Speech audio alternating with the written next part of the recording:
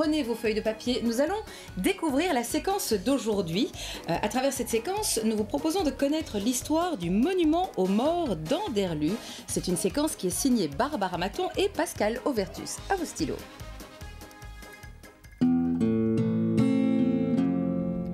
Ils se sont battus, laissé leur vie sur les champs de bataille. Ils ont été déportés vers les camps d'extermination, trouvé la mort dans des conditions atroces. Ce monument, inauguré le 31 mai 1925, commémore et honore 53 Anderlusiens qui ont péri durant la Première Guerre mondiale. Il rappelle également le souvenir de 8 soldats français, 4 déportés et 5 civils.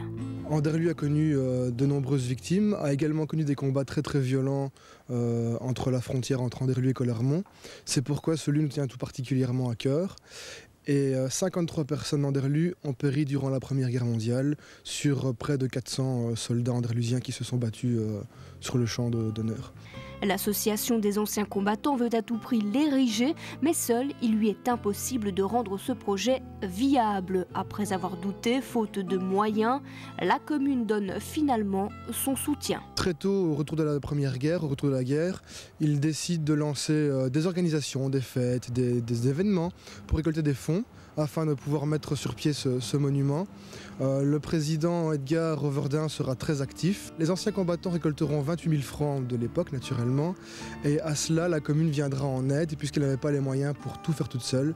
Elle viendra en aide à hauteur de 9 566 francs et 80 centimes. La commune interviendra notamment pour les travaux de terrassement et de fondation, alors que le monument lui-même sera payé par les anciens combattants. Le jour est enfin arrivé. Le monument est inauguré en grande pompe en présence des notables de la région. Le cortège qui s'élance de la gare d'Anderlu fend la rue Paul-Janson et termine sa course ici, rapidement baptisé Carrefour du Monument. Ce monument, qui est l'œuvre d'Arthur Castermans, est inauguré le 31 mai 1925. Il y a par exemple l'aide de camp du roi qui est ici. Nous avons également le deuxième chasseur à pied de Charleroi, la musique du deuxième chasseur à pied de Charleroi qui est présente, qui jouera, qui accompagnera d'autres organisations d'Anderlu, comme la chorale Les Unis et Libres, mais également d'autres fanfares anderlusiennes. Tout le long du cortège, tout le long du parcours, les maisons sont décorées, les trottoirs sont décorés, la rue est décorée. Donc c'est vraiment un jour où à la fois on commémore, où on est fier de la patrie. C'est vraiment un jour de souvenir et festif à la fois. Les passants qui empruntent actuellement la route Mons-Charleroi ne peuvent plus l'apercevoir. Déplacé en 1997, le monument se trouve désormais à quelques mètres de là. À l'occasion des travaux pour rénover le centre de la commune, on crée une nouvelle voirie, un vire à droite en direction de Binche. Et ce vire à droite est situé précisément là où se trouvait le monument. Il est amené ici à côté de la ville Hortensia qui est actuellement le CPS, à la rue Paul-Janson. Et ce déplacement a été toute une petite aventure puisqu'il s'est fait en plusieurs parties. À savoir, on a d'abord retiré la partie supérieure du monument.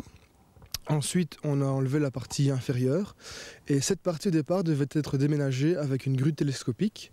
Et finalement, les ouvriers se sont rendus compte que le monument était constitué en plusieurs parties comme un puzzle. Les Anderlusiens se souviendront longtemps du discours prononcé lors de l'inauguration, un discours qui n'a pas réussi à convaincre. Il y a par exemple le président des anciens combattants qui parlera, mais également Jules Rombaud qui représente les déportés et qui expliquera que ce monument, plus qu'un souvenir des personnes qui ont laissé la vie, des Anderlusiens qui ont laissé la vie dans cette grande guerre, c'est également un bâtiment qui doit rappeler que ce qui s'est produit ne doit plus arriver. Des craintes qui se sont malheureusement transformées en réalité. D'autres noms rappelant la Deuxième Guerre figurent également sur cette stèle.